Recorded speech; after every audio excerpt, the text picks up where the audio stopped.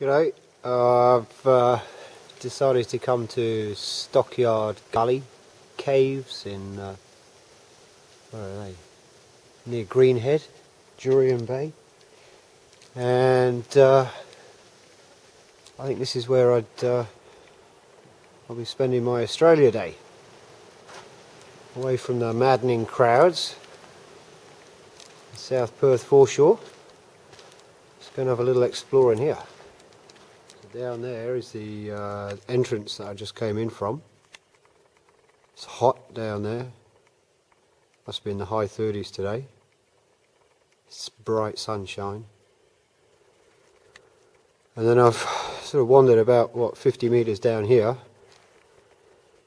And it looks like this is where the sunlight fades away. Pitch black from here on. A lot cooler, desperately quiet. We'll see what we'll find, eh? So now I'm about 100 metres into the cave, and the camera's pretty much next to useless now. Got a head torch, it's trusty Petzl, but it's a vast cave, really high ceilings, maybe 10 metres high and about sort of 20 metres wide, this cave. So the torch just evaporates into nothing. So a few hundred metres in to the main cave, I found this little side offshoot. So I thought I'll go and explore what's up here whilst I'm down here. It's a little more closed in than the main channel, the main cave,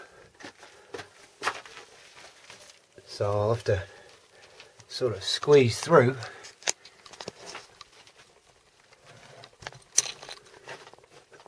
So, excuse my heavy breathing. Managed to get through that first bit unscathed. It's kind of opened up a bit now, but I'm just walking on a crouch. Maybe 10 metres down this side passage. If it's anything like the main cave, there's nothing really to see. Partly because it's pitch black, but also I think partly because it doesn't get much rain here. So there's not an awful lot of stalactites and stalagmites and stuff. I'm not going to go any further down there, but just on my way back, it's a bit main rougher underfoot cave channel, and that's the little hole that I climbed up. That's one next to it, and that's a third one. So I'm going to go with the larger one and see if we can get back to where we were before. I guess it just highlights the problem, highlights how easy it is to get lost in this sort of environment here. There we are, back on the sand of the main channel. So I guess so far I must have come about probably about 400 metres, and as I come around the corner here, there's daylight, light at the end of the tunnel. It'll be all hot and dry up there again. Maybe I can find the people who left the footprints in front of me, or maybe they weren't so lucky. Oh, that was nice. I guess this was a cave. The roof's collapsed in at some point, so it's still a gully down here.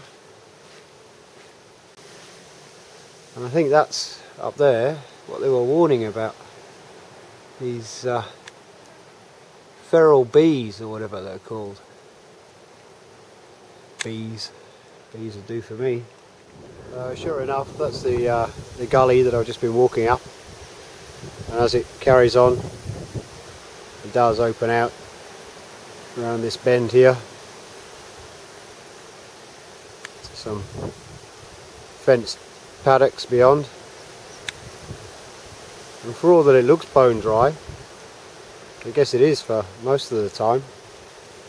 The sign over here, that's the flood level,